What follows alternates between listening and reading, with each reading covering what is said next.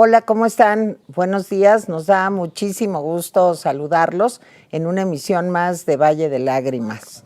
Bueno, pues hoy tenemos de veras que un gran programa porque afortunadamente contamos con la presencia de un muy destacado abogado de nuestro país, exministro de la Suprema Corte de Justicia y además un verdadero defensor de la ley, del Estado de Derecho a lo largo de toda su carrera.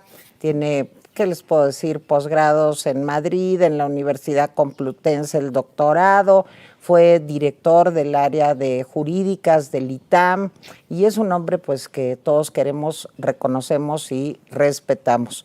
Mi querido José Ramón Cosío, de veras qué privilegio que estés con nosotros hoy, ¿eh? No, al contrario, Tere, muchísimas gracias. Qué bueno que están ustedes bien, que me da mucho gusto verlos a los tres y verlos también. Estamos aquí en la casa de un amigo que nos dio posada el día de hoy. El que ha estado. Bueno, nos ha dado posada ya durante varios años y lo quise invitar porque se siente como en su casa, José Ramón. ¿Cómo ves? Entonces, por eso se porta mal. Hace bien, Carlos. Sí. Te voy a decir una cosa, se porta mal. Ya desde ayer le dije, pórtate bien, pórtate bien. Vamos a ver cómo se porta. ¿Ok? De hecho, así no fue. Cuando me enteré que venías y que venía Jaime, dije, yo quiero. Así fue. Oye, y te mandé un tuit muy educado. ¿Me invitas? Sí, imagínate, le voy a decir que no, ¿verdad? Le voy a decir, no, pues fíjate. No. José Ramón. Hola, Jaime, también, ¿cómo estás? Muy bien. Te quiero presentar a Jaime Guerrero, un gusto que estar ya aquí. nos ha Gracias, acompañado Carlos. otras veces. Jaime Guerrero es sociólogo, exdiputado de la entonces Asamblea Legislativa del entonces Distrito Federal. Ya está grande, pero pues por eso lo invitamos, ¿verdad? Y bueno, analista político, conducimos juntos el programa del canal El Rapidín, que es una competencia despiadada con Carlos Alasraqui, pero de todas maneras. ¿De qué? ¿Por qué? Tú di que sí. Ok. José Ramón, pues de veras que estamos aquí muy sonrientes, aparentemente, pero muy preocupados. Porque Espérate, tienes que hacer corte comercial. Tengo que hacer corte comercial. A ver, Vero, ven. Al foro 8. El foro 8. Ya está Vero en el foro 8. Muchísimas gracias. Pues bueno, tenemos unas noticias muy especiales para ustedes. Muchas personas nos habían estado preguntando cómo pueden apoyar a Atypical para que podamos seguir contribuyendo a que la gente se entere de lo que está pasando en México. Y por eso creamos sus membresías con las que se pueden suscribir, hacernos donaciones mensuales y así tener muchísimos beneficios nuevos para Atypical. Pueden ser desde contenido exclusivo que nadie más va a tener, que no se va a subir a YouTube, que solo va a ser para los miembros Atypical. Pueden ser conversaciones con Carlos Alasraqui. Incluso hay un plan que incluye cenas, etcétera. Entonces, son 6 planes de membresías que pueden checar en todas nuestras redes sociales. Estos planes van desde los 219 pesos hasta los 9,999. Entonces, métanse, ya lo pueden ver en Instagram, en Facebook, en Twitter. Vean qué plan de membresía se ajusta más para ustedes. Elíjanlo y, bueno, apoyen al canal con sus membresías. Y también todos los miembros que nos apoyen van a estar apareciendo sus nombres en los programas al inicio y al final. De hecho, ahorita queremos darle las gracias a muchos de ustedes, a Javier Rodríguez, a Bebe Velázquez, a Rebeca Juárez, a Guadalupe Elizalde, a Gabriela Herrera, a Mario Enrique Rodríguez, a Hugh Cabrera, a Sea Hernández, Iliana Murman, a Carlos Fernando Ureña, Arturo Solorio, Nicolás Cercaello, Benetic MD, Teresa Fo, Idalia Ruiz Sánchez, Antonio de la Rosa, María Muñoa, Luis Santiago Berjón, Virgilio Landa, Sef Bolbowski. Muchísimas gracias a todos ustedes, son nuestros primeros miembros, les agradecemos muchísimo. Y también queremos pedirles, por favor, que nos ayuden desde el superchat. Ya saben, como siempre, pueden hacerlo en el canal de YouTube. Abajo les aparece. Nos pueden donar desde 49 pesos hasta 10,000 pesos. Y es una manera de hacer una contribución ciudadana para que más gente se entere de lo que está pasando en México. Así que por favor ayúdenos. Y bueno, finalmente, y aprovechando esto, por favor no olviden darle like al programa, eso es completamente gratis, lo pueden hacer abajo en la manita arriba, nada más le pican, y suscribirse compartiéndolo en todas sus redes sociales, eso nos ayuda muchísimo a crecer. Explícale lo del like, porque lo explicaste muy bien en Desayunando. Perfecto. ¿Por qué te interesa tanto el like? Cada vez que ustedes le dan like al programa, YouTube reconoce que este es un contenido valioso y que le puede interesar a más personas y nos recomienda con otras personas como ustedes. Entonces así potencializa nuestro crecimiento y ayuda a llegar a más personas y que nuestro mensaje se vuelva viral. Gracias, Verito. Gracias, Vero. Un saludo hasta el otro lado del estudio. Sí, hasta el otro lado del foro. mundo. Te extrañamos. A ver cuándo nos vienes a ver. Doctor Cosío, pues te decía yo que empezábamos contentos de recibirte, pero preocupados, porque creo que en los últimos días, en las últimas semanas, se ha ido agudizando pues una problemática que nos incumbe a todos. El problema de la inseguridad en nuestro país, el número de homicidios dolosos, el número de feminicidios, el famoso asunto ahora tan de moda del derecho de piso. Y creo que hubo una gota que derramó el vaso y es este asesinato de 2 jesuitas en la Sierra Tarahumara. El presidente, desgraciadamente, y tú lo sabes bien porque a ti también te ha mencionado José Ramón, pues dice que su estrategia, si es que es una estrategia, a veces parece más solo una frase, es abrazos, no balazos. Y por eso, para anunciar la plática que vamos a tener hoy contigo, poníamos algo así como: ¿queremos vivir en la ley de la jungla o queremos vivir en un estado de derecho? ¿Cuál es la primera lectura que haces, José Ramón, de todo esto que te hemos planteado? Mira, primero, gracias por la invitación. Creo que es muy importante que estemos conversando como sociedad. Ustedes tienen un programa muy importante, Carlos, Jaime, tú, y creo que llegan a mucha audiencia. Y sí me parece muy importante estar hablando. Desafortunadamente, todo comentario público que se hace, ni siquiera te diría una condición crítica, simplemente un comentario, el presidente considera que tiene un carácter personal o que va en contra de su movimiento. Y esto me parece que está distorsionando enormemente, lo digo así, enormemente la vida nacional. ¿Por qué? Porque uno puede tener, inclusive en la familia, en los amigos, diferendos de opiniones, y eso no lleva a que uno esté en contra de nadie ni pretenda que a alguien le vaya mal. Creo que este es un piso que debemos todos siempre tener en mente. Ahora, tú planteas algo, Tere, muy, muy importante, y es: ¿existe o no una estrategia? La impresión que yo tengo es que efectivamente no existe una estrategia.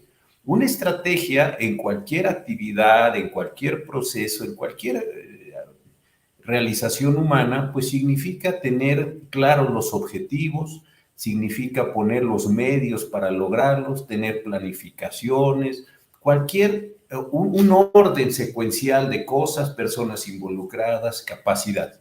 Y creo de verdad que el presidente no lo tiene. Es también verdad que el presidente no inició el desorden en el que nos encontramos. Eso es verdad. Él encontró una situación muy desordenada, muy lastimada, muy desigual, en fin, una gran cantidad de cuestiones. Lo que sí me parece es que, habiendo estado 18 años en campaña, teniendo, como dice él, la oportunidad de conocer todo el país, de conversar, no pensó con claridad, y si lo pensó, no ha podido concebir una estrategia en este caso. Y pongo, para no tomar mucho tiempo y permitir todas las preguntas que ustedes quieran, pongo varios casos. Uno, la reforma penal no está avanzando. La reforma penal se inició en 2008, entró en vigor en todo el país en 2016. Esto implicaba cambiar policías, jueces, ministerios públicos, servicios periciales, prisiones, etcétera, y no se ha hecho nada en este sexenio al respecto. Dos, muchas de las decisiones que tienen que ver con el uso de las Fuerzas Armadas están pendientes de resolverse en la Suprema Corte y no se resuelven. Esto, desde luego, no es culpa del presidente, o a lo mejor sí, pero en principio no tendría por qué serlo, pero tampoco hay como la claridad. El ejército, ¿qué sí puede hacer? El ejército y la armada, ¿qué sí pueden hacer en funciones de seguridad pública? ¿Cuál es su relación con el fuero? ¿Qué sucede con el uso de la fuerza? Etcétera, etcétera. Eso es un tema central. Tercero, el desplazamiento que están haciendo las Fuerzas Armadas y la Guardia Nacional respecto de las policías es un tema muy, muy, muy delicado. ¿Por qué? Porque no se está invirtiendo en capacidades de estos cuerpos. Adicionalmente, encuentro que no hay claridad en lo que se les está pidiendo que hagan el Ejército, la Armada y la Guardia Nacional. Esta idea de patrullajes disuasorios, pues a lo mejor al comienzo tuvo una importancia, tuvo a lo mejor algún efecto, pero hoy en día hemos visto que desafortunadamente a los propios miembros de estos cuerpos de seguridad los han perseguido, los han vejado, los han maltratado.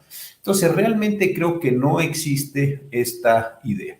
Creo, para acabar con esta primera pregunta, que con el presidente le sucede con la estrategia nacional algo que le sucede con otros temas, que es un voluntarismo, una impresión de que porque él quiere, de que porque él trabaja en algunos segmentos, de que porque él lo desea, las cosas van a cambiar. Tener una reunión a las 6 de la mañana, pues es con un grupo de personas involucrados con esto, pues es muy meritorio. Pero, ¿qué se discute? ¿Qué se está planeando? ¿Cuáles son las métricas?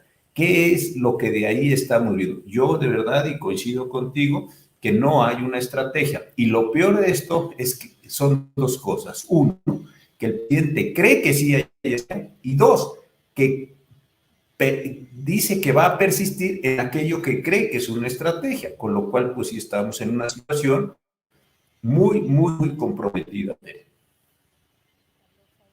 Jaime.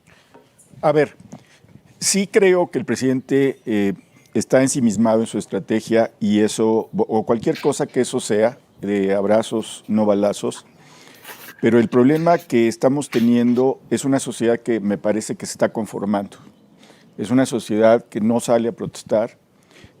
La izquierda en este país siempre fue pues, muy cauta en cuanto a la militarización de varios aspectos y esa izquierda yo no la veo.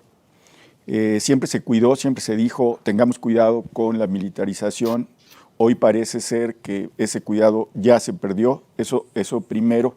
Segundo, la propuesta del presidente de pasar la Guardia Nacional a la Secretaría de la Defensa simplemente es dejar en manos de los militares. De hecho, ya está. Yo he dicho que la Secretaría de Seguridad, Rosa Isela, pues desgraciadamente es una lectora de noticias, no tiene mando sobre la Guardia Nacional. ¿Sí? Cuando se celebró, por ejemplo, el aniversario de la Guardia Nacional, ella no habló, ¿sí? Habló el secretario de la Defensa, esto es muy claro. Ahora, ¿cómo está resultando esta postura del presidente y a qué le está apostando? Me parece que está resultando mal. Dicho por el propio presidente, él cree, o yo supongo, que él cree que se va a estabilizar la violencia cuando los cárteles se repartan en el territorio nacional.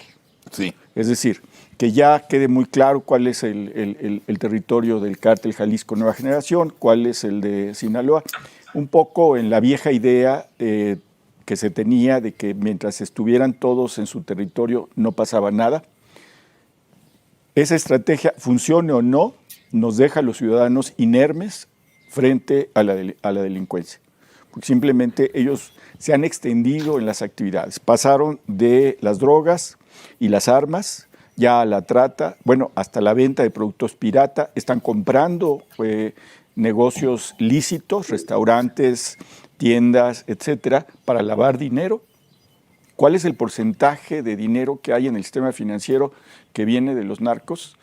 Yo leí un estudio en 2015 que en Estados Unidos se calculaba que 15% de los fondos que había en el sistema financiero de Estados Unidos era proveniente de fuentes poco claras, probablemente ilegales.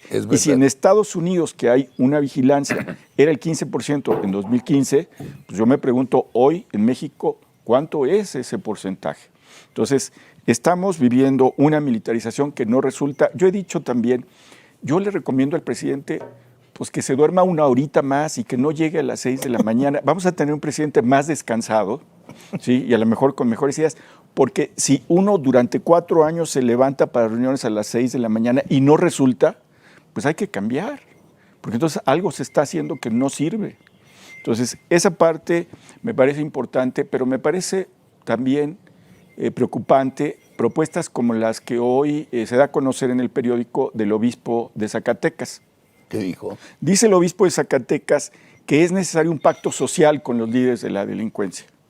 Y dice uno, bueno, esa es una propuesta que López Obrador, si ustedes se acuerdan, empezó a manosear al principio y que cuando se le criticó mucho se retrajo y dijo, no, yo no estoy hablando de eso, ¿sí? Pero hoy el obispo dice, necesitamos un pacto social con los líderes de la delincuencia.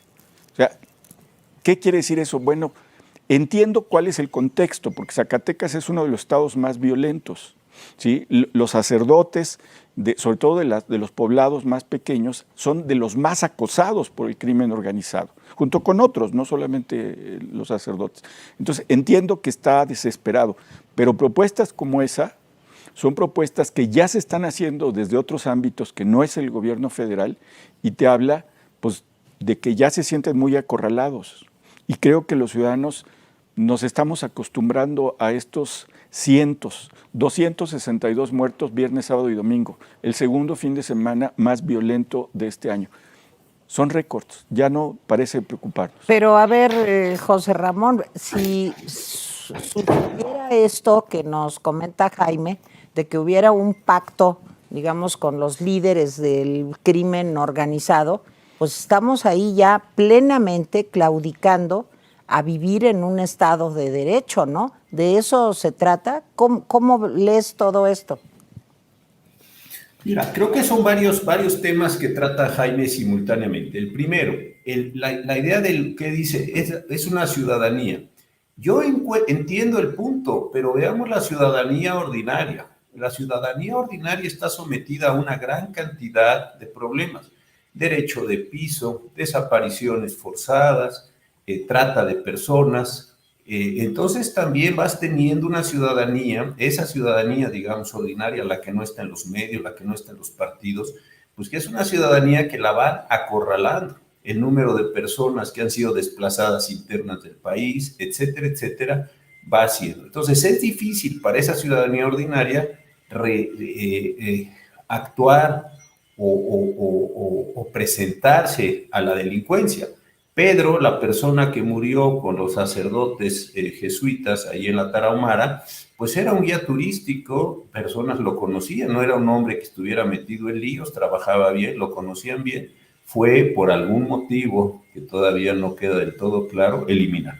Entonces vas teniendo una ciudadanía que va encontrando formas. José Ramón, ¿Sí? Él fue mi guía ¿Sí? de turistas cuando me llevé ahorita en Semana Santa a los nietos Exacto. y a toda la familia al Chepe. Sí. Él fue nuestro guía. Sí. Un encanto de ser humano, no sabes. Digo, perdón que te Fíjate interrumpí, que pero... No, y los trato porque un amigo mío que estuvo en el Chepe hace un mes o menos, le tocó también Pedro como guía y se expresó muy bien de él. Entonces, lo que quiero poner de relieve es que estas personas como ciudadanía no encuentran la protección del Estado. Déjenme regresar a una figura que muchas personas conocen, no quiero ser pedante, a la idea de Hobbes. ¿Por qué cedemos parte de nuestra libertad?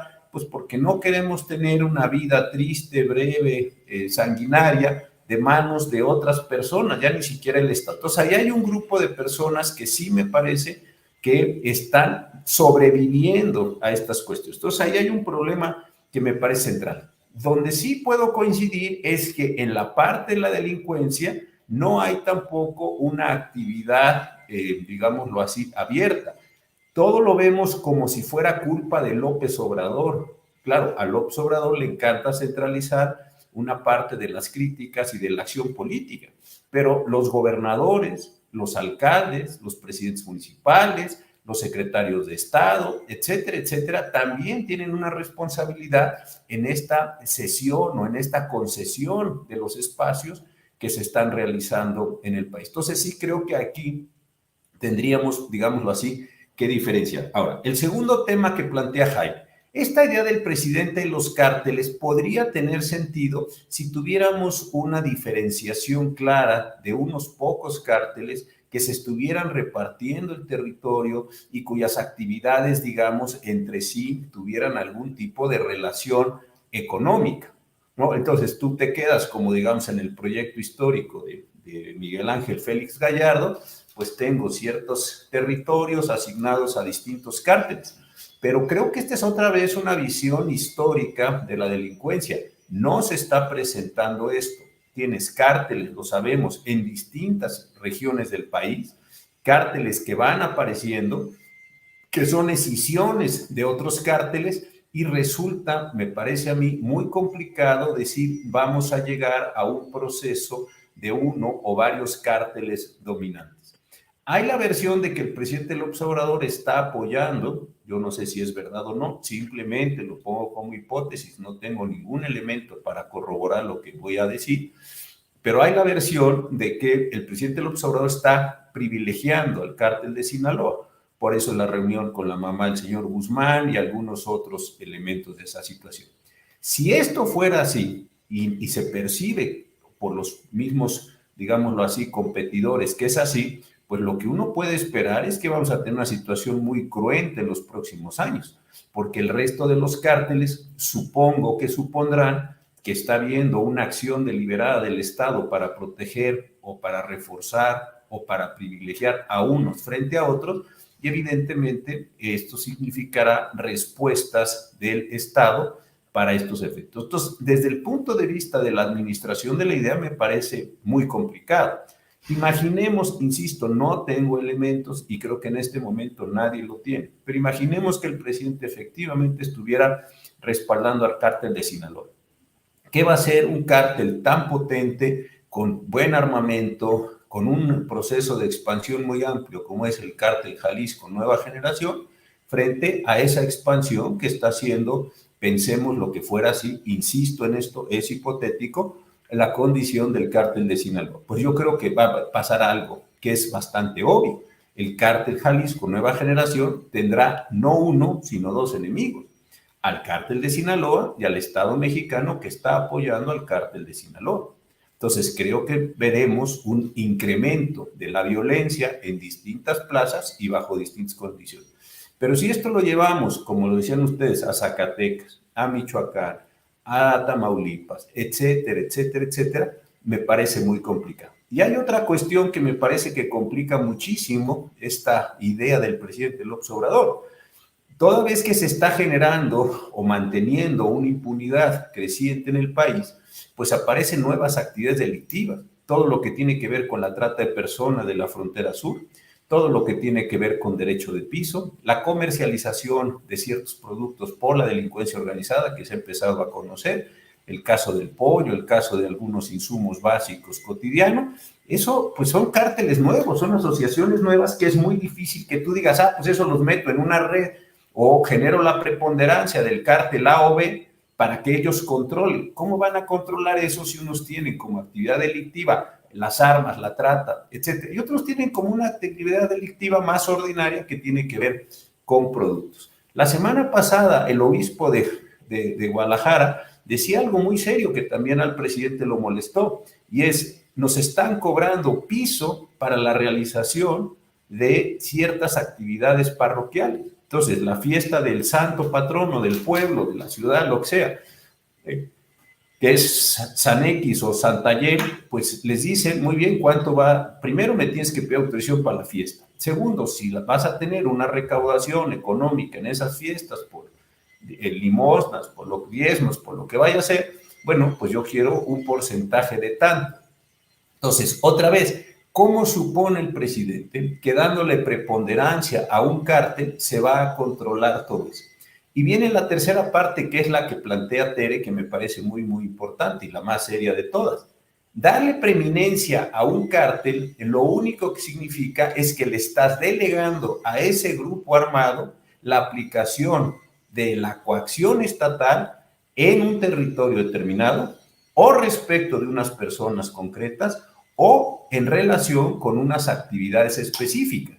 Entonces, darle preponderancia a un cártel frente a los otros, es decir, en el Triángulo Dorado, en la Sierra Madre Occidental, en la zona norte del país, donde sea, los que van a administrar la violencia, que en principio es una construcción del Estado a partir de normas establecidas y generadas mediante procesos democráticos, va a corresponder a las personas que estén involucradas en la delincuencia. Dicho de otra forma, lo que se va a castigar ahí no van a ser los delitos previstos en el correspondiente Código Penal, van a ser las conductas que los miembros de esa organización consideren como delictivas o como inapropiadas. Se van a sancionar, se va a juzgar, se va a procesar, se va a registrar, es decir, todas las actividades que ordinariamente realiza el Estado a partir de lo que las propias organizaciones definan que es así. Hay ejemplos históricos de estos muy importantes, pongo uno solo que está bastante bien estudiado, que es el de Colombia, en las zonas donde la guerrilla dominaba y no había presencia del Estado por el desplazamiento de fuerza que hizo la guerrilla, pues entonces las reglas que se aplicaban eran las de la guerrilla. En las zonas del país donde los paramilitares, las guardias blancas tenían una presencia de condiciones semejantes a las que acabo de escribir, pues eran las guardias blancas las que imponían. Y en aquellos lugares en donde era la delincuencia vinculada con la coca, Cali, Medellín, el Valle del Norte, lo que fuera, entonces estos eran los que determinan. Por eso la idea de suponer que cuando llegue un grupo armado, ese grupo armado va a controlar, pacificar, ordenar, es una mala idea.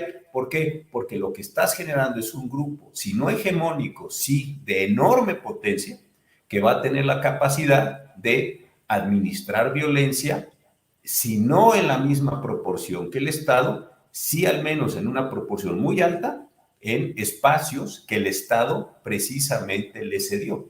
Dicho de otra manera, pues es una muy mala idea por donde se vea. Primero, por el diagnóstico, con esto concluyo, por la fragmentación tan grande que hay de cárteles. No es que haya 5 grandes señores del crimen en el país con los que se puede hablar y sentar así como una película italiana, de mafiosos italianos en Nueva York, estas cosas que están ahí, no es Don Corleone con Solozzo y todo esto que vimos en El Padrino representado ahí, ¿no? Con los Tattaglia y los Barzini y todos se ponen de acuerdo. Esto no es así. Hay una fragmentación brutal, escisiones, actividades que se están incorporando en este sentido. Entonces creo que eso es una mala idea. Y la última cuestión que me parece todavía peor es ceder ese espacio. ¿Por qué? Porque entonces generas 2 órdenes de regulación de las conductas paralelos, donde cada cual administra su propia violencia respecto de lo que le parece que debe ser objeto de represión, sanción, coacción, como lo queramos. Creo en ese sentido que es una muy mal diagnóstico y muy mala solución. Nada más si me permites, Carlos, Sí. antes de tu pregunta, porque tiene que ver con lo que decía Jaime. ¿Cómo ves este tema de la militarización absoluta que estamos viviendo, José Ramón? Digo, no hay una sola actividad. Al principio decíamos que tenía 27 actividades entre el ejército, la marina, en fin. Ahora tenemos una violencia desatada y más de 100,000 elementos de la Guardia Nacional. Y esto que señalaba Jaime hace un momento, pues creo que es algo que también preocupa porque, en fin, yo tampoco tengo ninguna prueba para decir esto, pero parecería que hay pues como una cierta complicidad porque los cargamentos de drogas siguen llegando, las armas siguen entrando y de ellos dependen las aduanas de México. Perdón que insista en el tema, pero creo que es importante y le dejo la palabra desde luego a Carlos porque si no me va a correr. No, Es feo eso. no.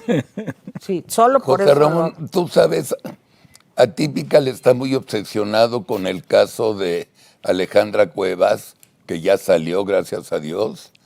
Estamos obsesionados con el senador Lavalle, que está en la cárcel sin juicio porque alguien sopló y mintió y lo metieron al tanque. y estamos, con perdón de la palabra, encabronadísimos con el caso de Rosario Robles. Rosario ya cumplió 70 años, sigue sin ser acusada, no tienen pruebas, la dejan en la cárcel porque dicen que se puede escapar, cuando sabemos que no es cierto, porque con que le quiten el pasaporte ya se acabó la conversación. El Estado de Derecho es lo más dramáticamente malo, corrupto que yo he visto en mi vida. Es más, que yo crecí con estos gobiernos del PRI, del PAN y todo, se quedan chiquitos con lo que le están haciendo a Rosario y a Así Lavalle. Y bueno, y Alejandra Cuevas, tuvieron que llegar a la Suprema Corte para un caso que ella no tenía ni debía nada. Gracias. ¿Por qué? ¿Cómo? A ver, si la ley dice que ya puede salir Rosario a su casa, no sale. ¿Por qué no la sacan y le ponen un brazalete y se acabó la conversación y le quitan? ¿Por qué la mala leche, el hijo o sobrino de Padierna, un juez de mierda, ¿de qué se trata? ¿Por qué la ley no se cumple? O no sé si es la pregunta correcta. Sí, claro. Prisión preventiva, metodologías que pues no respetan los derechos humanos. En fin, ay, José Ramón, pues cuántas cosas difíciles estamos comentando. Tú sabes que a nosotros, José Ramón, partes. termino, porque es injusto lo que estoy diciendo. Lo que nos platicó Alejandra Cuevas cuando vino a cenar a la casa, de la cantidad de gente tan inocente, tan humilde, tan impreparada, que como no tiene ni siquiera para los gastos básicos del defensor de oficio, se declaran culpables, son mamás, solteras, no ven a sus hijos. Es una desgracia, ¿o no? ¿Y se puede hacer algo? A ver, vamos, mira, son dos cosas. Primero, lo que comenta Tere, que para mí es un tema central. No veamos el fenómeno en su situación presente, vamos un poquito más atrás. Piensen ustedes lo que para las sociedades históricamente significan los militares. Este para mí es un asunto importantísimo. A los militares, y la expresión no es peyorativa ni denigratoria, las sociedades los utilizan para realizar cierto tipo de tareas. En tiempos de paz los tienen encerrados en los cuarteles, entrenados, dándoles suministros, etcétera, para que en tiempos de guerra salgan y literalmente se jueguen la vida en la defensa de una serie de valores sociales. Cuando termina el proceso de guerra, se les vuelve a poner en sus cuarteles, se les hacen algunos de los monumentos más importantes que existen en nuestras civilizaciones, se les nombran calles, plazas, jardines, se les generan medallas, condecoraciones, en fin, hay todo un aparato de reconocimiento social. Pero precisamente ese aparato de reconocimiento social lo que implica es que una vez terminadas sus funciones, regresan a sus cuarteles. Porque son personas que están entrenadas para ser violentas, son personas que están entrenadas para la destrucción y las propias sociedades los segregan en los momentos de paz. Toda esta experiencia histórica, desde mi punto de vista, está recogida en las constituciones del mundo, no como solo como un mandato de lo que debiera ser, sino como una experiencia histórica de lo que estoy tratando de señalar.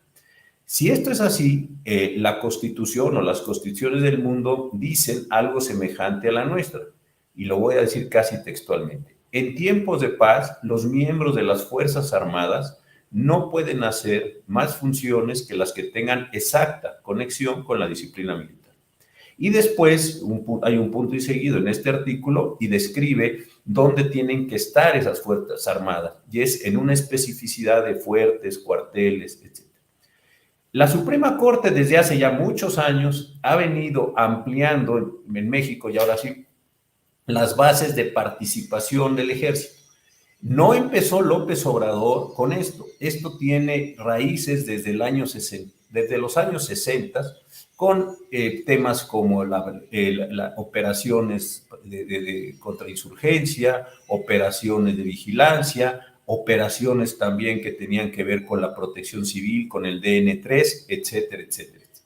Pero sí lo que podemos ver es que desde el gobierno del presidente López Mateos hacia acá es incremental, así absolutamente incremental, la participación de tareas.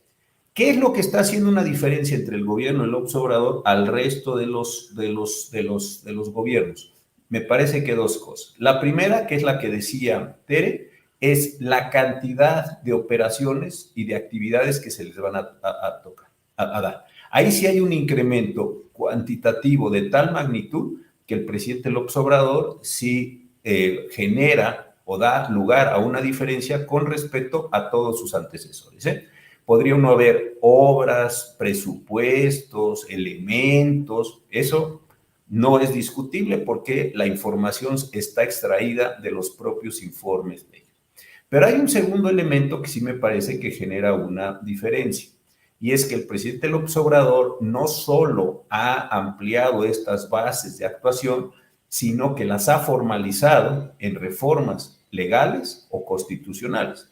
Hoy, todos lo sabemos, y hasta el año 24, el Ejército y la Armada pueden realizar operaciones de seguridad pública como Ejército y Armada o con motivo de un decreto aprobado por el presidente y que está desde hace ya varios meses, yo creo que con un tiempo excedido, a la resolución de la Suprema Corte de Justicia. Entonces, ahí hay un problema central. La ley de la Guardia Nacional, la próxima reforma de la militarización, son ejemplos. Pero también, si ustedes analizan, ojo, si ustedes analizan la ley orgánica de la Administración Pública Federal, se han ampliado en este sexenio considerablemente las posibilidades de actuación civil del Ejército y de la Armada. Un artículo vinculado con la Secretaría de la Defensa Nacional dice que los miembros del Ejército, Fuerza Aérea y Ejército, pueden o deben realizar, todas las tareas civiles que el presidente les asigne. Entonces, el presidente puede decir, pueden construir, pueden repartir, pueden cuidar, lo que el presidente le parezca está autorizado por ley. Y dos, en el caso de la Armada, no tiene una definición tan amplia, pero sí le ha otorgado acciones específicas relacionadas con puertos, etc. Entonces, creo que esto hace un cambio cualitativo por el número de actividades, insisto, y cuantitativo en la forma de regulación o incorporación jurídica. Entonces, aquí sí creo que hay un proceso. Ahora, ¿por qué es bien preocupante esto en la parte final de lo que dice Tere? A mí me parece por varias razones. Uno, porque, insisto, no estamos entendiendo una experiencia centenaria, milenaria, de la forma de vinculación de las sociedades con sus fuerzas armadas. Aquí creo no ser cursi, se digo, sí hay una experiencia histórica muy seria, basta leer un poco de historia militar y de constitucionalismo para saber qué es lo que acontece. Y esto en México no está. Dos, me parece que hay un problema central que es la generación de una opacidad cada vez mayor en relación con lo que hacen el Ejército y la Armada. ¿Por qué? Porque es bastante razonable que en tiempos de guerra, en tiempos de conflicto, pues las operaciones que realizan militares y civiles, voy a decirlo así, que realizan las Fuerzas Armadas, pues queden encuadradas en un marco de operaciones militares y, consecuentemente, no se conoce que deben seguridad nacional. No le va a decir uno al entorno lo que cada quien tenga en la condición de guerra. Esto es bastante obvio. Pero cuando las actividades se realizan para efectos civiles, ¿por qué tendrían que tener la misma condición de secrecía la realización de esas obras? Hacer un aeropuerto o un tramo de un tren o lo que sea. ¿Por qué tendría que estar en una condición de secrecía si es una operación ordinaria realizada por militares? Ahí lo militar no es lo relevante, ahí lo relevante es lo civil y simplemente los militares son el instrumento. Pero creo que esto nos está distorsionando completamente la vida civil con esta participación de los militares. Y la tercera cuestión, que tiene mucho que ver con esto también, de lo que pregunta Tere, o de lo que comenta Tere, es la situación que se está presentando de violación de derechos humanos. ¿Por qué? Porque a mí algo que me preocupa mucho es que crecientemente estemos considerando que el concepto de seguridad nacional va a alcanzar a abarcar toda la vida nacional, ya no solo generadas por el ejército, sino generada por el gobierno. Y esto sí es muy delicado. ¿Qué está pasando? Pues hay personas que están denunciando que el ejército, la armada, la Guardia Nacional están cometiendo violaciones importantes a los derechos humanos, por ejemplo, y que esto es muy, muy delicado y consecuentemente que hay necesidad de controlarlas, de introducir algunas medidas. Pero como se da la operación o la acción bajo el supuesto de que todo eso es en favor de la seguridad nacional, pues entonces todas las actividades de vigilancia, supervisión, control sobre el ejército y la armada están quedando, si no completamente oscuras, sí empaquetadas en situaciones que se van a abrir hasta dentro de unos años. Esto me parece que es muy grave y sí creo que nos está distorsionando toda la vida pública. Bueno, eso es una parte. Ahora, la segunda cuestión, que también es bien interesante, es lo que plantea Carlos. Yo creo, y lo digo así con mucha tristeza, que nunca hemos tenido un Estado de Derecho completo en este país. Es decir, cosas que habría que tomar periodos concretos, ¿no? En los años posteriores a la independencia, la revolución, etc. Pues nunca ha habido, y sí ha habido un ensañamiento contra las personas de una condición económica o una condición cultural, social, puede decirlo así, baja, no en términos peyorativos. ¿Por qué? Porque es más fácil extorsionar a estas personas que extorsionar a los ricos o las clases medias, más informadas, más ilustradas con recursos, pues pueden echarlo, decía muy bien Carlos, mano de un abogado, de un conocido, ¿no? Etcétera. Pero estas personas que se encuentran en esta situación, pues venden lo poco que tienen, lo empeñan, no hacen lo que tienen que hacer para hacer frente sin posibilidad ninguna de que el Estado los pueda sancionar. Una pobre persona que vendió lo poco que tenía para pagar una mordida, una extorsión, lo que sea, ¿en dónde se va a quejar? ¿Ante quién se va a quejar? La persona está completamente desaparecida, el agente de la autoridad que obtuvo el beneficio pues, se desaparece también y esta pobre persona no tiene ninguna posibilidad de satisfacción. Pero por eso precisamente hay que estar insistiendo, yo creo que es el tema central en los casos que plantea Carlos, muy lamentable los tres, y en muchos otros que se podrían señalar, la importancia de la división de poderes. ¿Por qué? Porque más allá de que las fiscalías, las policías, los agentes quieren realizar actividades, voy a decirlo así, enloquecidas, exorbitantes, pues sí deben mantenerse los controles por parte de quienes tienen a su cargo la vigilancia de esos actos. La señora Cuevas salió finalmente por una decisión de la Suprema Corte de Justicia en la que se presentó esta situación. La señora Robles sigue estando ahí a pesar de que se han promovido varios recursos bajo la sospecha, porque es una sospecha fundada, de que no ha habido una división de poderes, no ha habido una acción autónoma por parte del juez y después por parte de los otros juzgadores que tienen que vigilar la conducta de ese juez para poderla mantener. Pero creo que aquí uno de los temas centrales es esta idea que también introduce el presidente López Obrador de que la división de poderes no es relevante, que es un mero artilugio liberal o neoliberal o conservador o fifí, en fin, cualquiera de las 3 o 4 categorías con las que el presidente clasifica todo. Creo que esta es la parte más peligrosa del asunto. Lo que sí me parece es que sabiendo las grandes deficiencias que tiene el Estado de Derecho entre nosotros, tenemos que seguir exigiendo el mantenimiento de estos frenos y contrapesos como única manera de mantener algo, no va a alcanzar para todo, pero algo a la salvaguarda de las acciones que están generándose desde el propio Estado. Este es el problema central desde mi punto de vista. Y hay una cuestión también importante, que es esta mediación que se hace por organizaciones civiles, por abogados, por periodistas, en la relación entre la sociedad y el gobierno, que el propio presidente ataca con mucha frecuencia. algunos de los ataques que el presidente hace es a abogados que él cree o que efectivamente están participando en acciones que le interesen.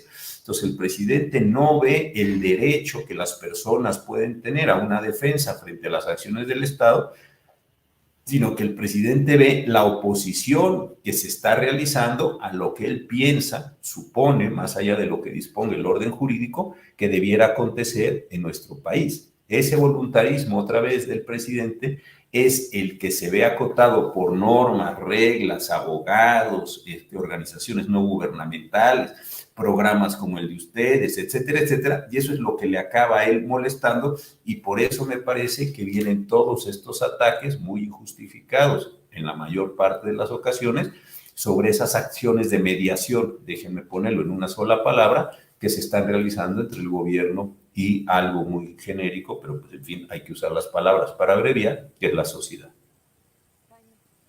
A ver, varias de las cosas que se han dicho, 3 cosas quiero abordar. Primero, las responsabilidades.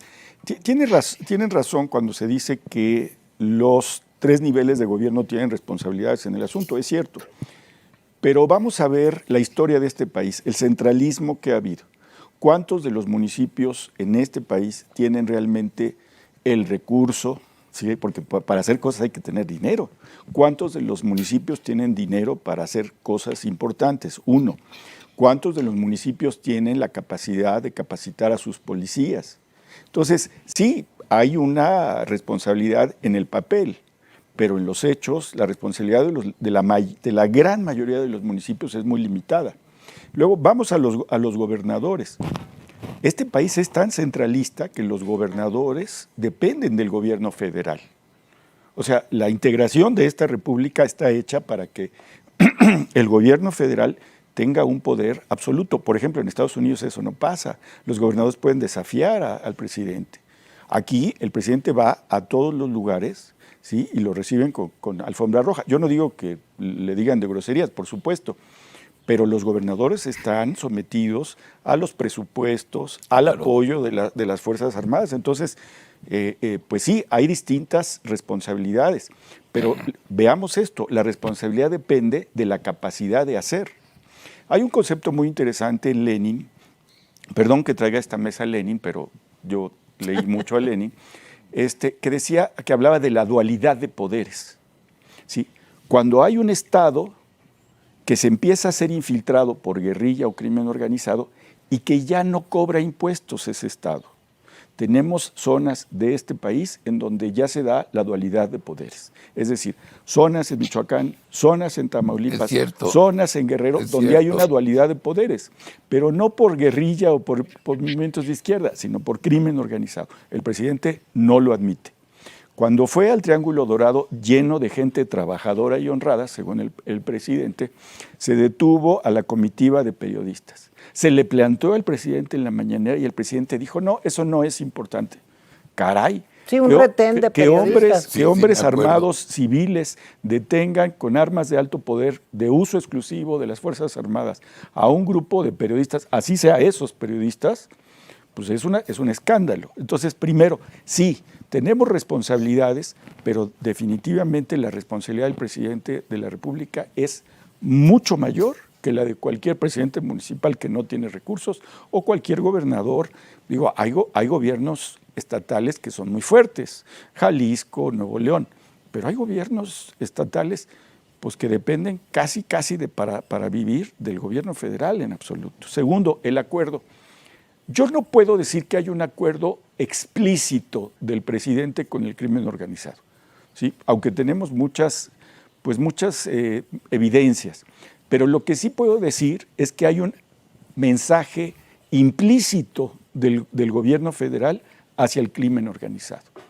El mensaje implícito es, si ustedes se pasan, nosotros los vamos a atacar. Pero si no se pasan, nosotros los vamos a dejar. Ese es el mensaje. O sea, no necesita, como bien decía José Ramón, sentarse a la mesa porque hay ese mensaje implícito al crimen organizado de que si no se les persigue, ¿sí? y si no se meten con las Fuerzas Armadas y con sus proyectos, los va a dejar hacer lo que quieran. Y de hecho, eso es lo que ha estado pasando. Y de eso sí tenemos evidencias. ¿Sí? El presidente minimizando una y otra vez. Desplazaron, no lo dije yo, lo dijo, por cierto, el gobernador de Sonora. Están desplazando a gente del sur de Sonora. ¿Qué pasó ahí? Nada, no. Nada. ¿Por qué? Porque además, ¿para qué sirven los cuarteles de la Guardia Nacional? Perdón, yo vengo de una izquierda que desconfía profundamente de las Fuerzas Armadas, porque algunos de los peores torturadores de este país fueron de las Fuerzas Armadas. Sin duda. Y no tenemos por qué olvidar eso. No. ¿Sí? Y lo que hace este gobierno es decir que así como se inscriban los nombres de los desaparecidos, ¿sí? Se inscriban los de los militares caídos, por eso los familiares dijeron, esto no puede ser, porque ellos tenían las armas, nosotros no. En fin, entonces, no hay un acuerdo, yo no sé, pero lo que sí es un mensaje claro del presidente de que los va a dejar hacer si no se meten con sus proyectos. Y ahí está. Ahora, ¿por qué el ejército en las tareas? ¿Cuáles son los argumentos del presidente? Yo creo que vale la pena sentarse. Los argumentos del presidente son dos para vincular a las Fuerzas Armadas. Primero, que son honestas, y segundo, que son eficientes. Vamos sobre esto segundo. ¿Eficientes? Algo está mal porque las armas siguen entrando al país. Como loco. Sí. Entonces uno dice, ¿qué es lo que pasa? ¿No se supone que el ejército estaba vigilando las aduanas y la marina, los puertos? ¿Por qué sigue habiendo tráfico de fentanilo? ¿Por qué sigue habiendo tráfico de personas? O de repente creemos que el tráiler de San Antonio se materializó por teletransportación de México a ese Claro lugar. que no, No, que no. ahí tuvo que pasar por zonas controladas por nuestros militares y además por zonas controladas por las autoridades de Estados Unidos. Tenemos un problema serio, tanto Estados Unidos como nosotros en ese sentido. Entonces, ¿eficientes? No lo sé, pero yo lo que veo lo dudo. ¿Sí? Y honestas, ¿cuántos escándalos de generales ha habido, sí, de corrupción desde los años 90, cuando empezaron a hacerse cargo de parcelas de seguridad? Entonces, ni son eficientes por una razón muy concreta, porque no están capacitados para administrar empresas. No es lo suyo. No. No es lo suyo. Pero una pregunta, porque José Ramón, no me dejaste muy claro. Lo que me quieres decir es, ¿ya se jodió Rosario? ¿Ya se jodió Lavalle? No sé tanto el caso de Lavalle, pero el de Rosario desafortunadamente ha buscado, creo, no sé cuántas veces van, 3 o 4, ha buscado su libertad y no la ha encontrado. Yo coincido con ustedes, no me parece que sea uno de los casos en los que la persona tenga que enfrentar su proceso en prisión preventiva de acuerdo con la ley. Y coincido con ustedes, es parte de lo que les decía, la reforma del 2008, la reforma en materia penal, no se desplegó completamente. Este era uno de los puntos más serios. Se supone que se iban a despresurizar las cárceles, se supone que solo por situaciones o casos excepcionales las personas iban a ir a proceso, pero si ustedes se fijan, esto que estaba prometido así, no solo no se ha cumplido en este sexenio, sino que se ha invertido. ¿Qué quiero decir con esto? Que se han establecido en la Constitución muchos más delitos por los cuales no se debe dar la prisión, o se debe dar la prisión preventiva oficiosa, y también se han modificado algunas condiciones del Código Nacional de Procedimientos.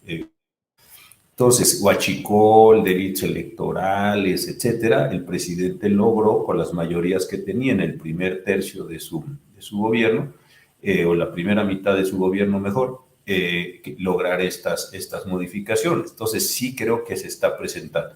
Yo supongo, porque no estoy siguiendo el caso de la señora Robles todos los días, pero yo supongo que los abogados seguirán presentando los recursos, pero pues mientras no se cambia ese juez o no se cambien estos colegiados, no cambien las condiciones del Consejo de la Judicatura, pues desafortunadamente me parece que se va a seguir encontrando con esta misma situación, tristemente, porque sí me parece que más allá de si es responsable o no, que eso yo no soy quien para decirlo, ni tengo elementos para emitir un juicio, sí debiera estar enfrentando su proceso en libertad, porque no me parece que haya un elemento particular que la deba colocar en esta situación en la que se encuentra.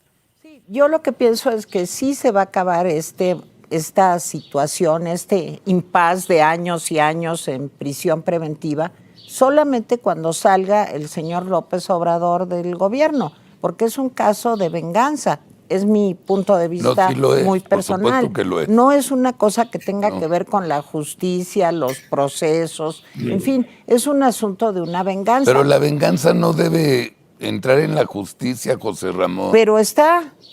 No, Pero está. yo, a ver, que yo no podría decir que no, pero otra vez, tú decías algo, Carlos, hace un rato, que es, la ley tiene, hombre, todo texto es un texto interpretable, los textos sagrados, los textos ideológicos, y los mismos que decía hace un momento Jaime de Lenin, en fin, todo texto tiene interpretaciones.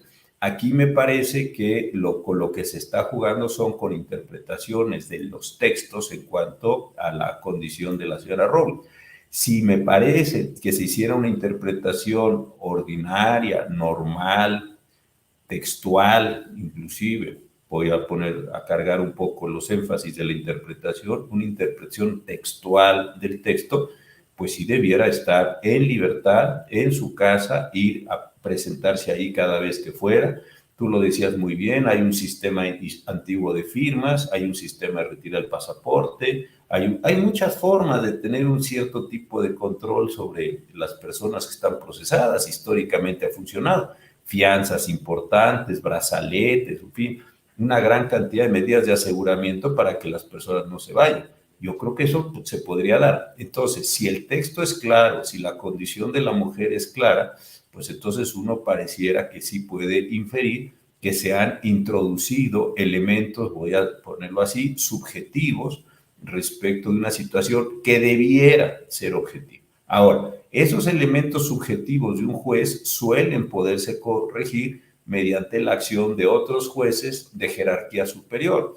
La decisión de un juez es revisable, no me estoy metiendo en un nombre técnico del recurso, simplemente lo pongo como acción, por un tribunal o inclusive por la Suprema Corte de Justicia. Eso es lo que se ha intentado hacer, pero entonces sí me parece que se ha logrado mantener a la señora en la cárcel y entonces sí, como dices tú y Tere, lo que sí puede uno advertir es que hay distorsiones de carácter subjetivo, déjenme ponerme muy técnico, sobre este caso. Y después viene entonces la idea. Si esto es así, vamos a suponer que es así, ¿a quién le interesa y por qué le interesa que la señora Robles esté en prisión cuando, insisto, más allá de su culpabilidad o de su inocencia, pudiera estar enfrentando un proceso en estos casos?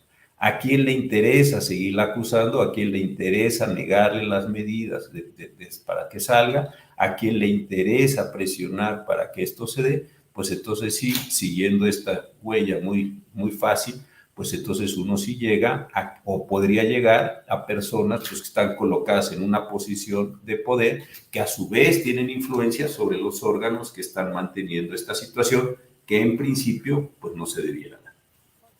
Sabemos que te tienes que ir. Yo te quisiera pedir pues un comentario final después de la última intervención de Jaime, de Carlos, porque sabemos que pues, te hemos quitado mucho tiempo y que te agradecemos mucho, de veras, la disposición de... Como siempre. Como siempre, gracias. Gracias, con mucho afecto. Adelante, doctor. Pues mira, yo lo que veo es esta situación que ustedes han mencionado en este y en otros programas, que nunca tuvimos así el Estado perfecto, no tuvimos un orden jurídico, no tenían los funcionarios las capacidades, o sea, todo eso es verdad. Yo creo que ahí sí no podríamos decir que estábamos en una situación paradisíaca y de repente pasamos a una situación desolada, ¿no? Lo que sí observo es que hay un punto que puede ser de diferencia, y es que el presidente López Obrador sí se involucra, sí busca una disminución de algunas de las autoridades, ahorita diré cuáles, que pueden generarle contrapesos. Esto sí me parece que es una diferencia. tiene, por ejemplo, varios órganos del Estado en los que no hay titulares, todos los órganos reguladores. Ha buscado que personas cercanas a él, expresamente cercanas a él, vayan a la Suprema Corte de Justicia o al Consejo de la Judicatura Federal. Ha mostrado deliberadamente la intención de atacar a algunas personas desde el poder presidencial, ya acabamos de mencionar algunas. Esto sí creo que nos hace un cambio en relación con lo que antes había. No es que fuera el mundo perfecto, ni creo que tendríamos ninguno de nosotros por qué aplaudirlo, pero sí me parece que hay un cambio en las intensidades o en las intencionalidades que con anterioridad no, francamente, no habíamos visto. Se pensaba que la administración debiera funcionar y debiera funcionar pues con todas las posibilidades que tuviera. Hoy en día no, lo decía Jaime, hay una asignación muy pobre de recursos para algunas de las agencias, de las instituciones que debieran estar haciendo actividades y así sucesivamente. Entonces creo que esto es el cambio para mí. Y dos, creo que es lo que nos tiene que tener muy atentos porque pues no me parece que sea propio de una civilización, de una cultura, de una población, suponer que porque alguien llegó a la presidencia de la República con 30 millones de votos, tiene todas las capacidades, todos los conocimientos, todas las experiencias, toda la moral, todas las intuiciones, las impresiones, al grado de que pueda desplazar a lo que el resto de las personas pensemos. Yo creo que este es el tema para mí central en este momento. Que ganó, sí ganó, que tiene un buen arrastre popular, sí, pero salvo que uno le conceda unos poderes prácticamente divinos, uno no tiene por qué asumir que esta persona tiene la posibilidad de saberlo todo, conocerlo todo, dominarlo todo, intuirlo todo. Me parece que la actividad crítica es extraordinariamente importante para tratar de ir sorteando los muchos obstáculos que ya de por sí se nos están presentando. Y de verdad, muchísimas gracias por la invitación. Me da mucho gusto estar con ustedes y con su audiencia. Muchas gracias, José Ramón Cosío. Yo soy tu fan, te leo cada semana y disfruto muchísimo tus comentarios también con Curcio. O sea que de veras muchas gracias por estar con nosotros. No, gracias muchas gracias. Gracias. Gracias, Carlos. Gracias, Jaime. Gracias, Ted. Un abrazo muy afectuoso. Adiós. Para todos. Gracias. Gracias, luego, José Ramón. Y rápido, Vero, a ver qué onda. ¿Cómo vamos? Pues muy bien, muy contentos porque durante el programa 5 nuevas personas se hicieron miembros de Atypical. Les queremos agradecer muchísimo. Ángel Cuoto, Paulina Eugenia Paz y Alba, Carmen L. Basurto, Rosa Isela Terracias y Alfonso MT. Muchísimas gracias por ayudarnos. También queremos agradecerles a las personas que nos estuvieron ayudando a través del superchat. Un segundo.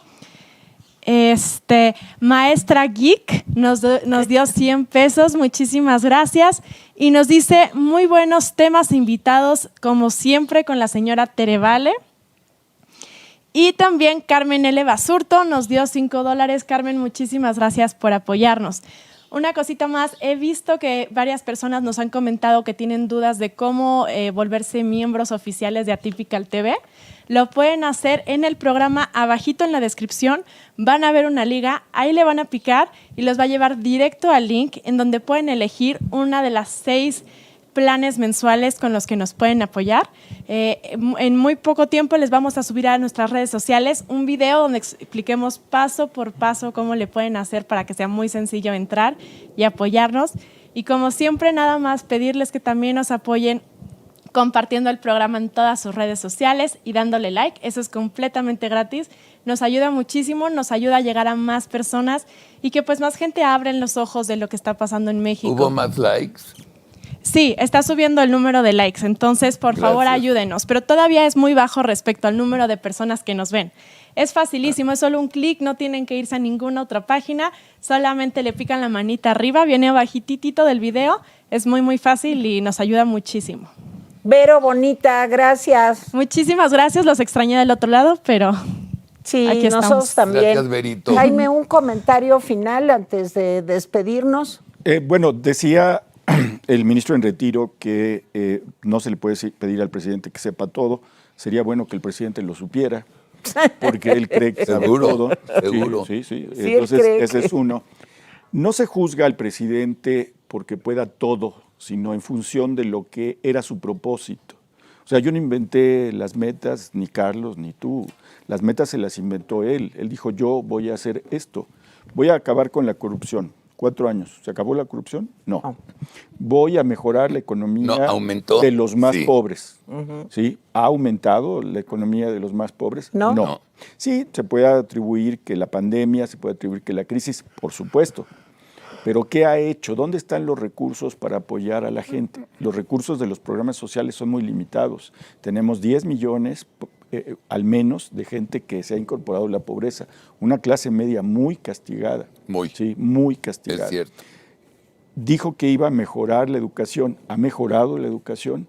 Le recorta presupuestos a las universidades que tanto trabajo nos ha costado, las autónomas, la UNAM, el Politécnico, la UAM. ¿sí? La UDG de Entonces, Guadalajara. Esa parte, entonces, ha fracasado el presidente en lo económico, ha fracasado en la defensa de la democracia, ha fracasado en la parte del combate al crimen organizado. Yo no juzgo al presidente por lo que yo quería que hiciera, sino por lo que él ofreció. Y me parece que ha sido desastroso.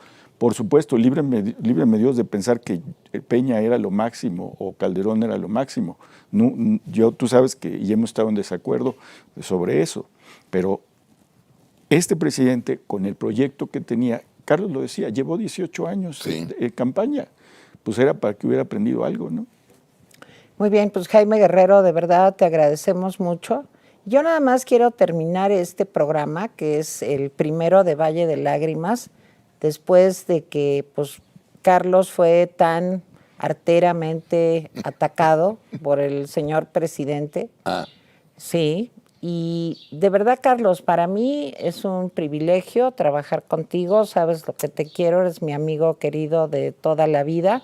Y Jaime Guerrero y yo en el Rapidín, pues compartimos contigo la indignación, el enojo, pues por haber sufrido tú un ataque pues artero. Creo que esa es la palabra para describir